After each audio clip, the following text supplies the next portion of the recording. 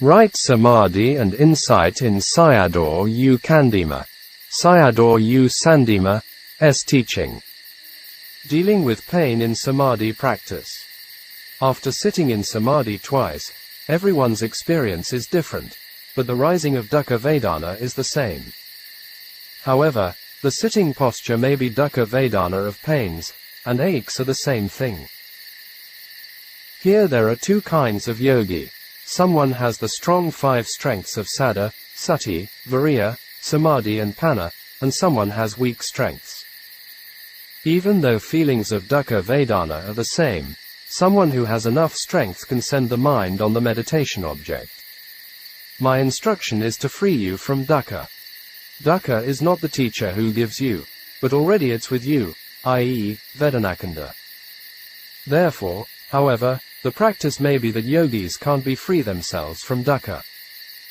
Wherever you keep your mind at the nostril or rising and falling of the abdomen when the kanda is changed, afflicted, dukkha vedana arise is the same. Mindful of the mind at the object is connecting or applied thought, vitaka, this is one of the jhanic factors, and keeping the mind on dukkha vedana is kama vitaka and bhayapada vitaka, i.e., sensual thought of not wanting dukkha vedana and aversion to it. Keeping the mind on pains, aches and numbness is unwholesome thoughts, vitaka. This unwholesome vitaka and jhanic vitaka are competing with each other. This point is very good for contemplation.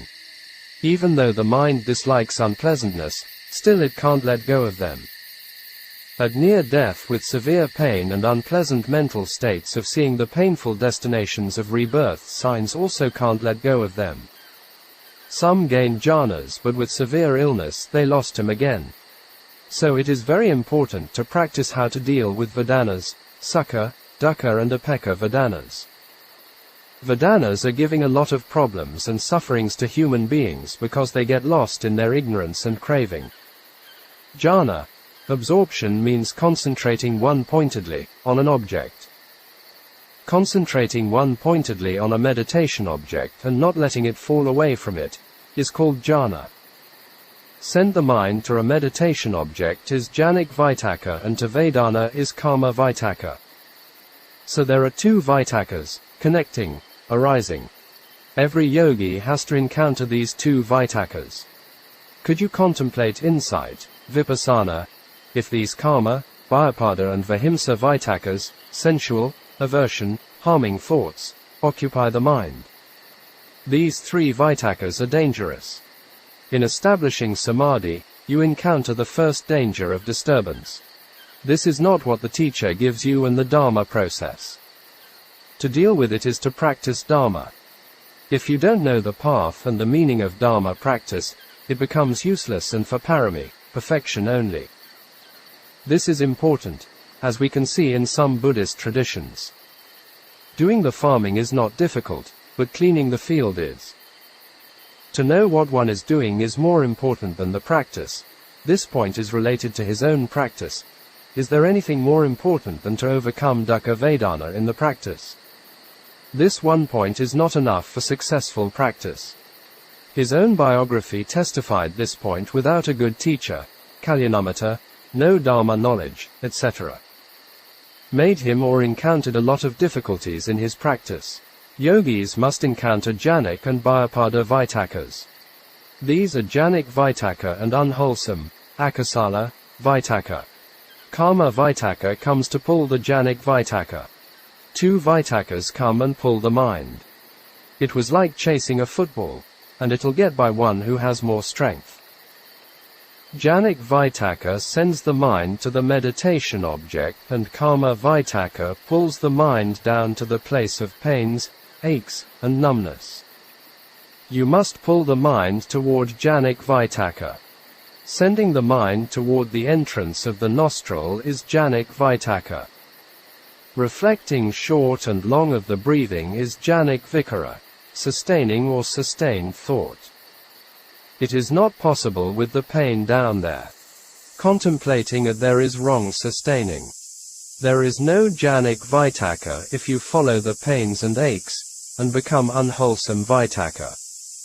This is not the cause of a teacher and by one's own cause. You must check your own effort. With no absorption, jhana, there is no path, magga, i.e., jhanapakayo and maggapakayo, jhana condition and path condition. For the path, magga, you use the jhanic condition, jhanapakayo. You let the mind concentrate one-pointedly on your meditation objects is jhana. Jhana sends the mind to the place where the air and nostril point contact, the other objects also the same way. Send it with faith, saddha, has faith on the practice and oneself. Contemplating with viriya means not letting the mind fall away from the object by giving strength to it, i.e., connecting and sustaining with strength. Here, the faith, saddha, is that there is no other way to get rid of the pain of death other than this practice. Even now with this Vedana yogi becomes uncontrollable to his mind and at dying, it will become worse than this situation. If you follow the desire of tanha, correct the body, when falling into 4 woeful existences, it will be more painful than here. Therefore, there I will have no refuge and no one to rely on. I must practice with faith, saddha. Sending the mind to the object with power is the strength of effort, viriya. Staying alert with mindfulness is the strength of mindfulness, sati. If you practice with these 3 factors, the strength of concentration, samādhi, develops. Send the mind to the primary object with 5 strengths. You will get it. If not, you don't get it, i.e., samādhi. Do I have strength in the practice? The mind not staying where it has been sent has no strength and becomes painful. You have to know it. You suffer because of association with unwholesome vitaka, unwholesome dharmas or kilesas are fools. So this is association or consort with the fools. You have to know one's mistakes. If you do send your mind to the object of meditation as the teacher says, and it is still really painful, that is the teacher's mistake. If you can't send the mind, that is your mistake.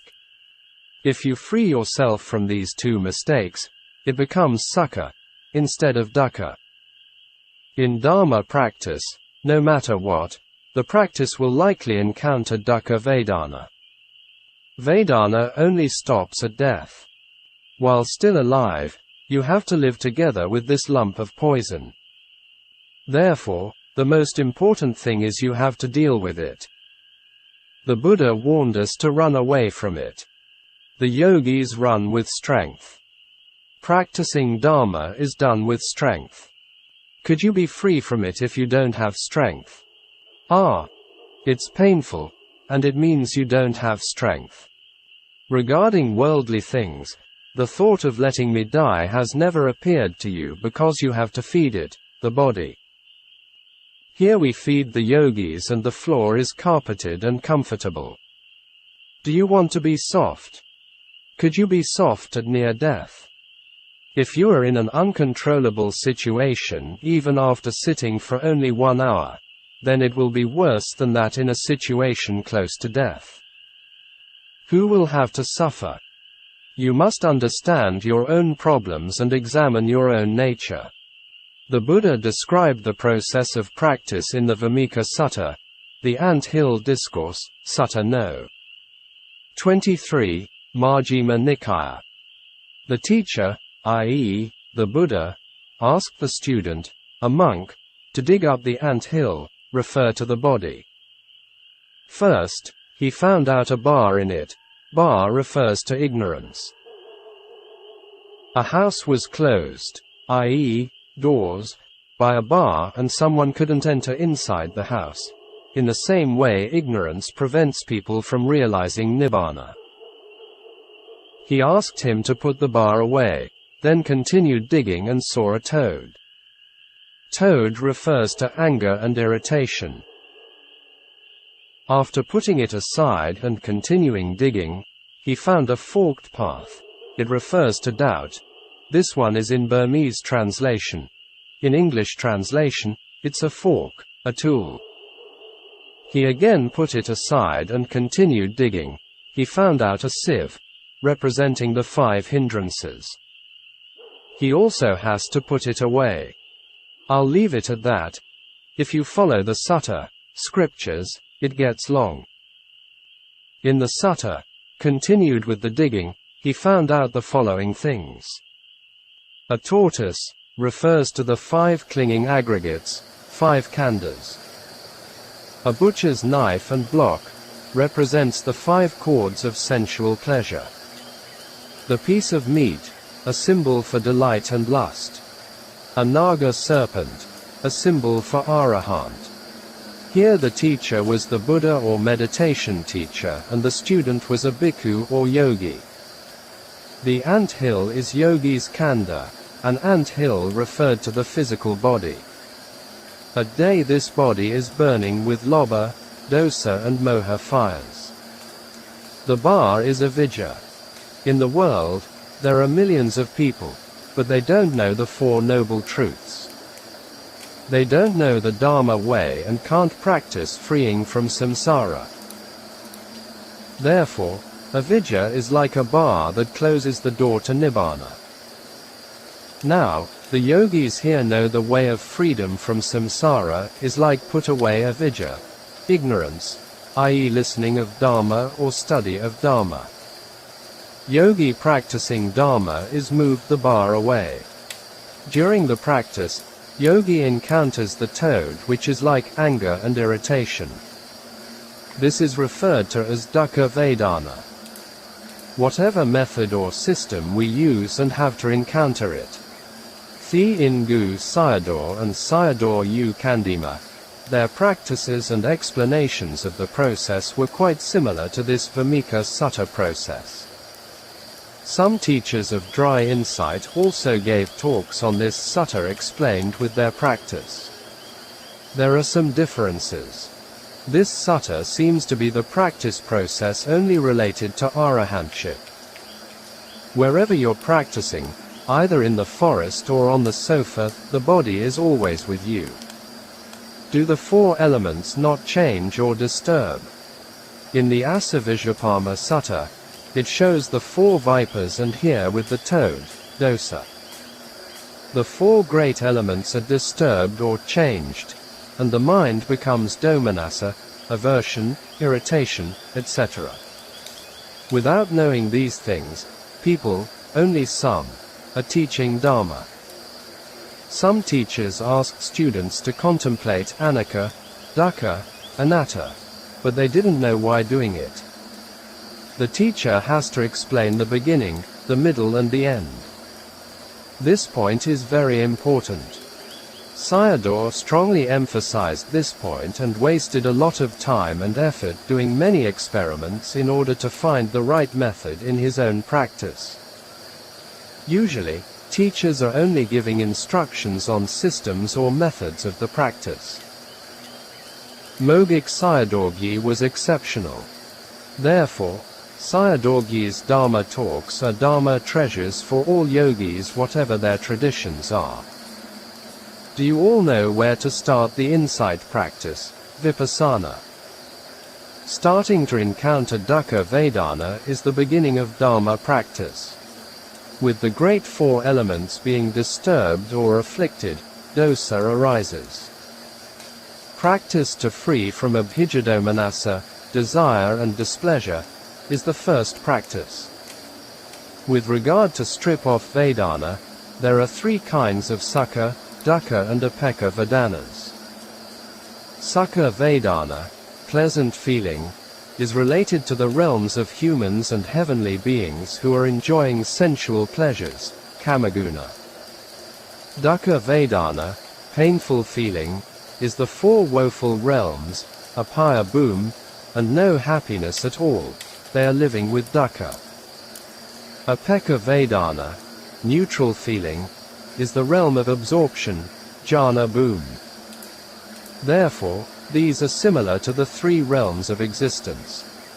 First we have to practice freeing ourselves from Dugati Boom, painful realms, hells, animals, ghosts, titans. Dugati Boom comes from painful feelings. Dukkha Vedana came from the four great elements. It created or gave anger, dosa, and unwholesome, akasala, Dhamma. At near-death beings can shun away from the four senses of the door of eye, ear, nose and tongue, but they can't escape from the body door. With the disturbance or affliction of the four great elements, yogi first has to encounter Dukkha Vedana.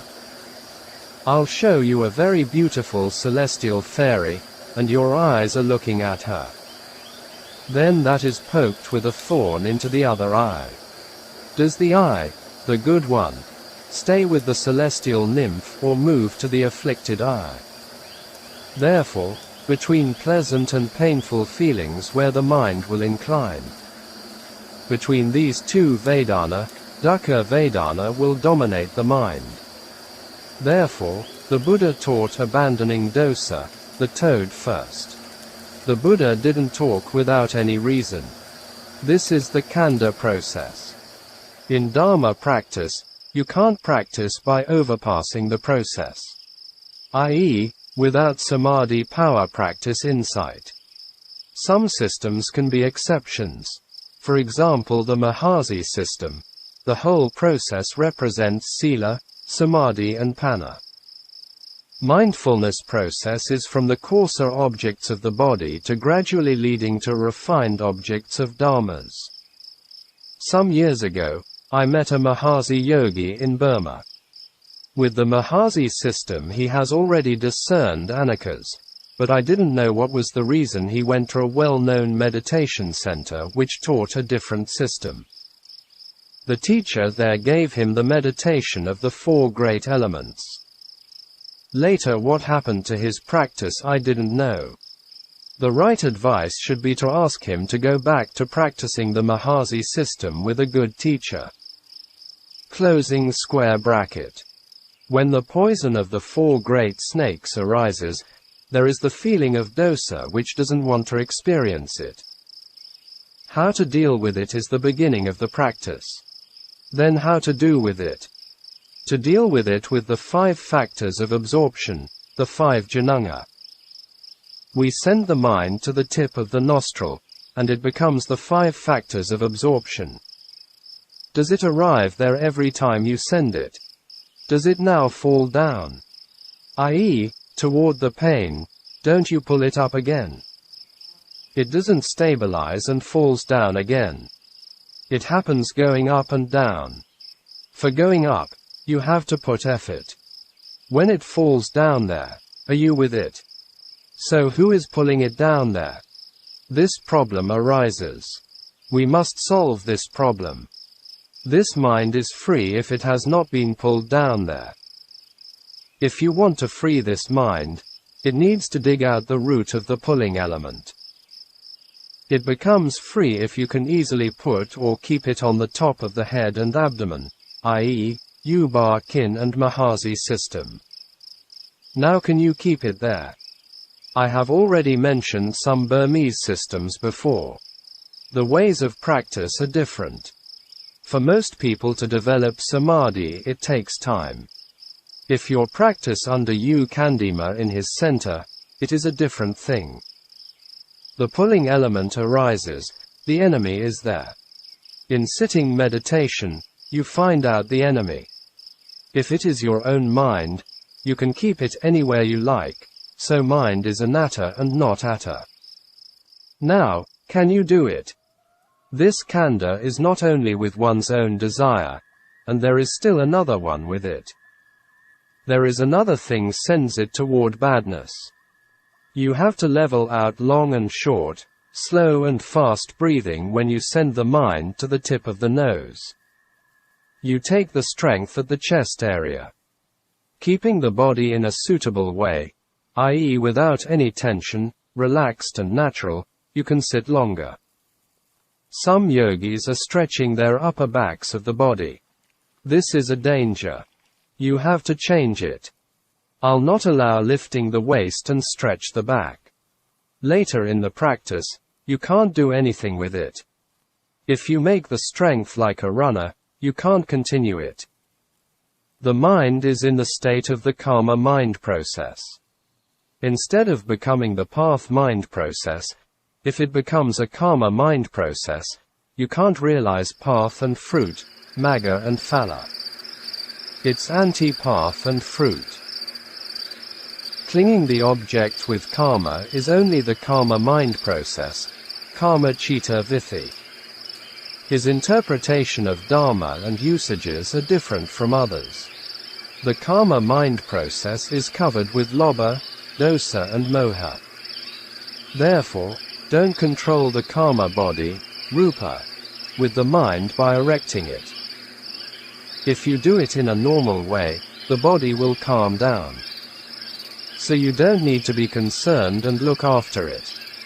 The reason you can't send the mind to the tip of the nostril is, when pain increases, with fear and control of the khandha, body. Then it becomes a lump of dukkha, so you get only dukkha, i.e., resist the pain with force. You can't get sukha by doing it. Now, you are going and looking at the pain, aches and numbness below. Yogi has to neglect about it or not concerning it. Later we'll have a reflection on pain by other teachers. Do you not suffer by looking at it? This is samyojana, fetters, dukkha fetter of view. This is the clinging fetter of, my body, my body. Does it give you dukkha or sukha? Dukkha, Venerable Sir, a yogi's response. Instead of abandoning the ditthi fetter, you're sticking with it. You're with this ditthi for a long time of beginningless samsara. You have tried hard to abandon it. Furthermore, you contemplate the touching point as like seeing with the mind when the air is touching with the tip of the nostril.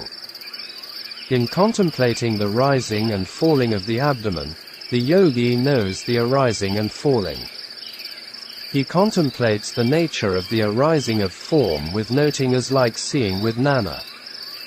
If the falling of form arises, contemplate the nature of falling with noting as seeing with the mind. In this way, contemplating with strength and systematically is possible to achieve it. Here we have to know the practical nature of the Mahasi system. Rising and falling of the abdomen is a primary object, but not as a basic object to develop jhana samadhi. The yogi has to contemplate whatever arising at the present without missing any object, even painful sensations until it subsides. And then continue with the contemplation, whatever is distinct for him at the present moment. Every time the sensation at the top of head arises, if the yogi can contemplate it with the 5 strengths, and it's also possible. Here also we have to know the nature of practice in U-bar kin or Gurnkaji or Anagam Saya Thet system. The sensations on head is not their basic object for developing samadhi, i.e., upakara samadhi as mentioned by the commentary. Only the yogi attains samadhi, do the scanning of sensations in the whole body starting from the head. One time I had a strange experience with a sensation on the head. One day I was lying down on the bed and watching the breaths. After some time, there was a strong sensation that arose at the center of the head. It was like an iron drill drilling into the head.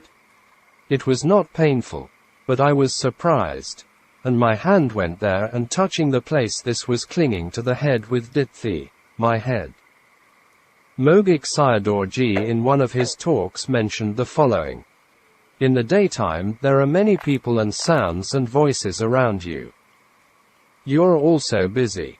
At that time, you can't hear ordinary sounds. But after midnight, a small lizard falls from the ceiling to the floor. It makes a loud, thud, sound, and you hear it very clearly. There is such power in the mind becoming quiet. Bhikkhu Sayadaw's meditation instruction is very simple and direct. He only taught one Dhamma, not complicated as most teachings, which are developing jhanas and using Abhidhamma teachings for insight. He asked or taught people to observe the sensations arising when the air of in-breath and out-breath touch the tip of the nostril, in all postures. According to Sayadaw, if your Samādhi develops, you'll see or discern anicca there. Later the whole body will show its true nature also. U Ba Khin's teaching was confirmed by Bhikkhu Sayadaw, and Anagam Saya Thet's teaching was confirmed by Ledi Sayadaw. So what are the differences among these systems or methods? From the arising of the abdomen to the falling of it, the yogi has to wait for it. And then the mind runs toward dukkha vedana. You must wait from the time of descent to the time of rising again. The mind does not stay in it, and moves toward dukkha vedana, because pain is coarser and distinct than the sensation of rising and falling of the abdomen. It's easier falling on to dukkha vedana. That rising and falling object needs more effort. It does not mean it's impossible, but it requires more effort to do it.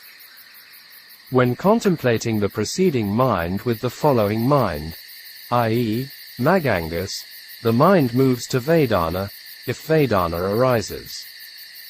Knowing of pain, aches, numbness of the mind arises. Contemplate anicca, rise and fall, of the knowing mind. Contemplate the impermanence of whatever arising mind. You must be able to contemplate it. It's possible if you have the strength. In Anapana Kamathana, working ground, subjects of meditation, the touching points are close to each other's.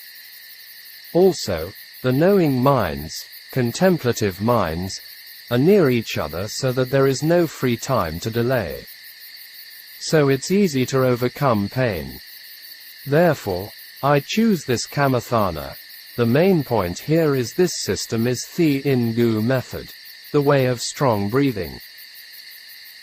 Other Kamathanas are also not wrong. It's unnecessary for argument on your Kamathana or my Kamathana is right. When Vedana arising unwholesome dharmas of Tanna, Mana, Ditthi sink the mind in the mud. We use the 5 strengths to pull it out. We contemplate the meditation object not only with faith, saddha, mindfulness, sati, effort, viriya, samadhi and discernment, panna, of the 5 strengths, but also with the 5 jhanic factors, vitakka, vikara, piti, sukha and ekaggata, connecting, sustaining, rapture, pleasure and one-pointedness. If you relax the mind, and it'll move to Vedana.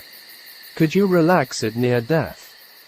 Develop the mind to be free from Vedana, pain, by adjusting short and long breaths at the tip of the nostril.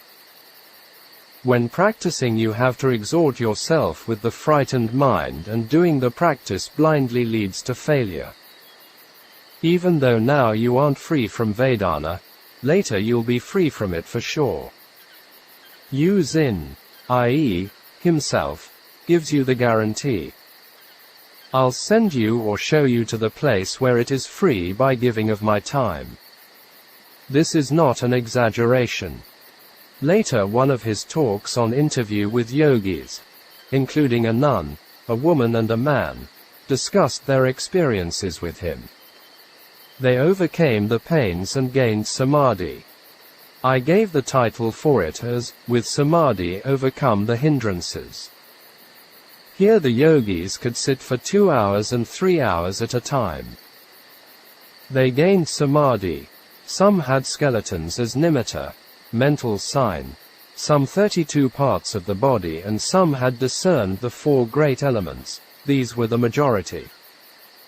For yogis had bones nimitta with samadhi power by contemplating its nature and overcame wrong view, craving with hatred. Now it has become vipassana. It was very similar to the Thai forest tradition which developed jhanas and after coming out from samadhi contemplated dhammas, such as 4 elements, 32 parts of the body, asubha, skeleton, etc. Candema's systems are more akin to Thai than Burmese.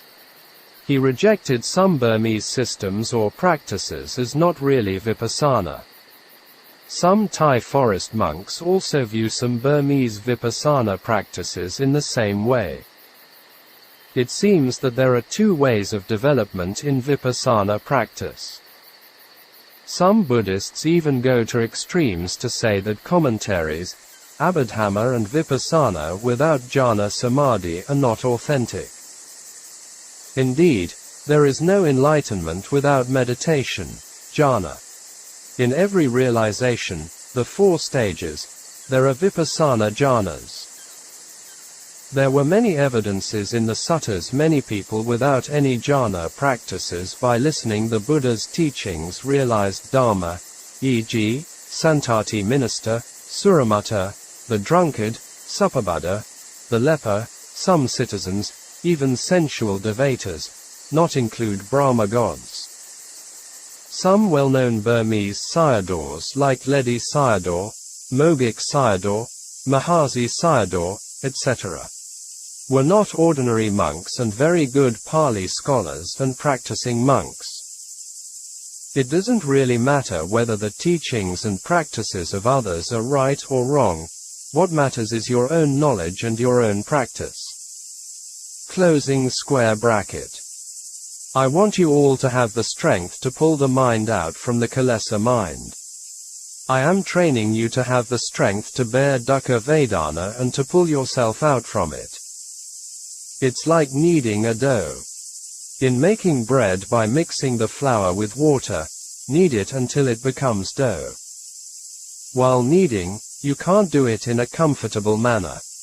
To make a thick and sticky dough, you have to use force. It is better to become a thick and sticky dough. For 3 or 4 days is like kneading the flour with water and can't take comfort in doing it.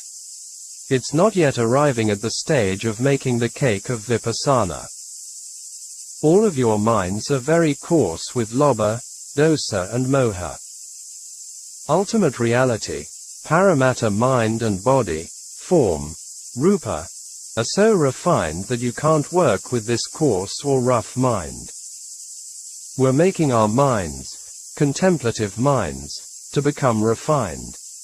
Now we're doing the sitting an hour each for 5 times. Later we'll practice for 2 hours for each sitting.